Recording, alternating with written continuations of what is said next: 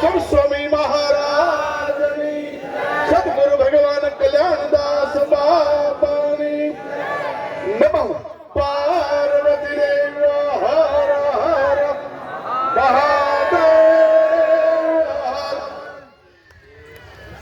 આજ વંશાળી ગામના આંગણે વંશાળી ગામ સમસ્ત, વંશાળી રબારી નેહડા સમસ્ત અને હમડ પરિવાર, વંશાળી હોય, વડાળો હોય, અથણી હોય, આ બધાય સમસ્ત જાળિયા હોય, એ સમસ્ત હમડ પરિવારે બહુ સરસ જેને જીવનમાં એક હૃદયની અંદર વિચાર્યું કે આપણા કુળનો એક સંત થયો હોય અને આપણા કુળનો એક સંત દરેકનો ગાદીપતિ જો થતો હોય તો આપણી ફરજ એ પડે છે, ફરજ તો આખા સમાજની પણ પડે છે, પણ જેના કુળમાં જન્મ લીધો હોય, એક કુળમાં એક સાધુ થાય ને 71 પેઢી તારે છે, આવો શાસ્ત્રોમાં। તો આ તો વડવાળાની ગાદી, ભરત ભરનો રબારી સમાજ અને એને ગૌરવ કેમ ન હોય, અને એના પરિવાર સામળ રબારી સમાજ એક એવું સૂજ્યું જ્યારે સ્ટેટ ઉપર વંશાળી ગામના નેહડાના આખું મારું વડવાળા યુવક મંડળ સુરત રે સ્ટેટ ઉપર મને ભાઈ કીધું, ગોબરભાઈ મને કે મારા આખા વંશાળી વતી સન્માન કરવું છે। સ્ટેટ ઉપર એને સન્માન તો કરી જ દીધું હતું, આ બધા આવ્યા એમ કીધું બધાએ સન્માન તો કરી દીધું નહીં, અમારા વંશાળી ગામની અંદર અમારા કુટુંબ મળીને અને અમારા સગા સ્નેહી ભાઈઓ કુટુંબ સમાજના વીર આગેવાનો, અનેક સમાજના રાજકીય આગેવાનો બધાને મારે બોલાવવા છે। આ ભાવથી તારીખને સમય નક્કી કર્યો, 16 તારીખને સોમવાર, 1 તારીખનું આવું ભવ્ય જે આયોજન કર્યું છે, ખૂબ ખૂબ આ હંબળ પરિવારને લાખો વખત અભિનંદન આપું છું। સાથે સાથે આ સમાજના તમામ આગેવાનો, બધાના નામ લેવા તો ઘણું થાય।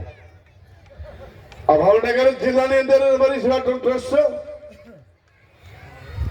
મવારો સમૂહ લગ્ન કમિટી, ગીરહુંડો સુમરગુની કમિટી અને ભાંગે તો ભરૂચ કહેવાય સુરત।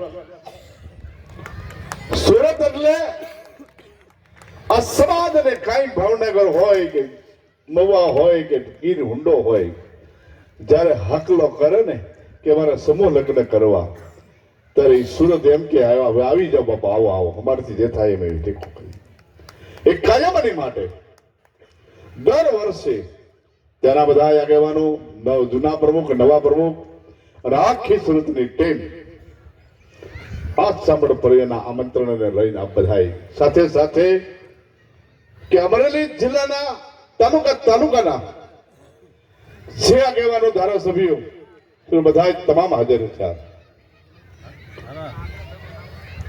તમામ એક ખામડ પરિવારનું આમંત્રણ લઈને આવ્યા।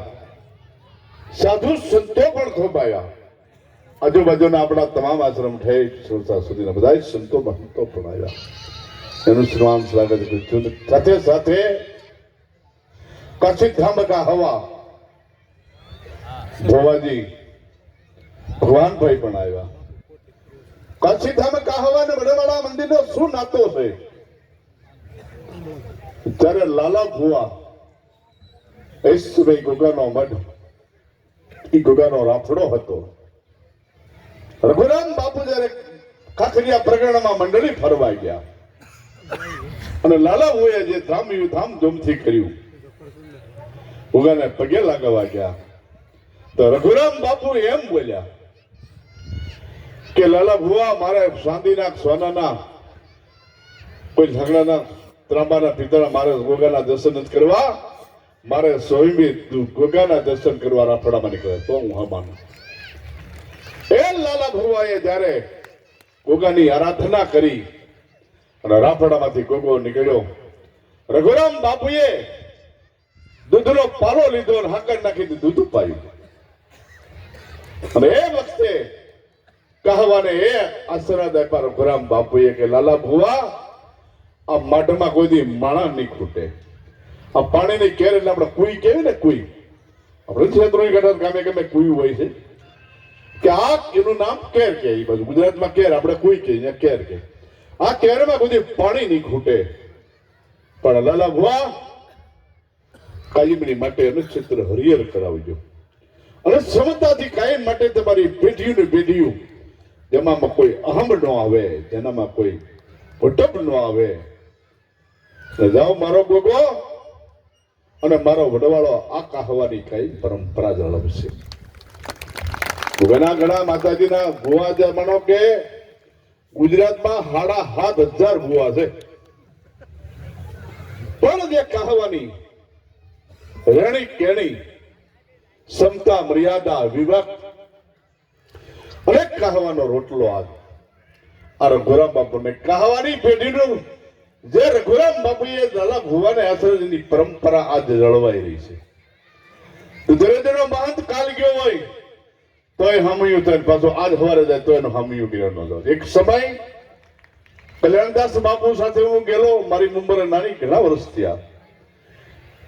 એ સમય એક બબુબા એટલે જે જયરામ બાબાના પણ કાકા થતા છે, એ સમય કે નહીં, એ સમય એમનો આત્મહત્યા નનામી બાંધેલી. અને બરોબર બાપુ આવી ગયા. બાપુ આવે એટલે બધા બેઠા જોયું તકલીફ છે. ગોગાના મંદિર બેઠા તો વાત કરી તો કે હું નીકળું કે બાપુ રઘુરામ બાપુના આશીર્વાદ છે, રઘુરામ બાપુનો બોલ છે, એનો સવાલ છે. હવે આ તમે મઠમાં આવી ગયા ને, હું હામી હવે નહીં જવા દઉં કે જયરામ બાપા તે વખતે. પણ બાપુએ કીધું આ પરિસ્થિતિ શું છે, આ તકલીફ શું છે, તમે એનું સમજો. હું કોઈ ના એ નનાવે મોને પડી જતા અને બાપુનો હામીઓ કર્યો. આ એની પરંપરા આજ સુધી આવી. આજે સ્થળ ગૌશાળા કરી એનો પ્રસંગ કર્યો, પણ હરા પ્રતાપ વડવાળાના ગોગા મહારાજના ભુવાજીને થોડી તકલીફ થી ખાસ પીડ્યો, વાગ્યો, હાથે ત્રાકા આવ્યા, પણ છતાં એને એક દિવસ બેઠા નહીં. અને ભગવાન ભાઈ કે જાઓ બાપુ ને નગરદાસ બંને મોકલો. ભુવાજી નગરદાસ બંને જાય ફાળો કરવા. આ ચિત્તલ ગૌશાળાનું ખર્ચ, આ પ્રસંગનું ખર્ચ આ 7-8 કરોડ રૂપિયા કરી આપ્યા સાથે જઈ. આ એમની ભાવના, આ એમની લાગણી છે બાપ, એની ગુરુ પરંપરા છે. અને એમએસપી માટે આપ બધાને કહું છું, તમારી જે ભાવના ગુરુ ભાવના છે, તમે આજ વડવાળાને માની રહ્યા છો, વડવાળાનું નામ આવે તો તમારી લીટોનો નીકળી તોડે. એ તમારી ભાવના, એ તમારી લાગણી અને એ તમારો પ્રેમ ને તમારી પેઢીઓના વર્ષો વ્યા ગયા છે, એનો પિંડનો પ્રતાપ છે. આ ખડીરામ તો કાંઈ બુકરના ભીડમાં ક્યાંય બકરા સારતો હતો. ખડીરામની કોઈ તાકાત નથી કે દુધરેનો અંત થાય આ સમાજના ગુરુ ગાદી તરીકે થાય. પણ એ પ્રતાપ મારો ભગવાન વડવાળો, મારા સદગુરુના આશીર્વાદ અને મારા પૂર્વ આશ્રમના માત પિતા, આ બધા આપ જાણો છો, વડીલો છો, તે વીરા આપા એક ભગત તરીકેની નામ હતું. ભગત જીવન જીવતું જીવાને ક્યાં સુધી કોઈ દી બોકડો ઘટો જવા નથી તો કઈ જગ્યાએ એનું પુણ્ય, એનું ભજન હતું. એના એવા મહાન એક આપણને માવતર મળ્યા હતા, પરિવાર મળ્યો હતો. અને જયારે સદગુરુના ચરણે, મને તો આ લોકો મૂકવાના હતા ને મારે પણ જવું પણ નતું, મને કયો વૈરાગ્ય નતો. મારા ત્યાં સરીને જયારે ગયા બાપુ મંડળી ફરતા મારા દુધરેજના 12 ગામમાં, અને એ વખતે સમારાજ મંડળી થઈને કીધું બાપુ મારે દીકરો મૂકવો છે, પણ એ ન મૂકી બીજા 2 મૂકવી દો કે ભૂગા છે. બાપુ કે તમે જાણતા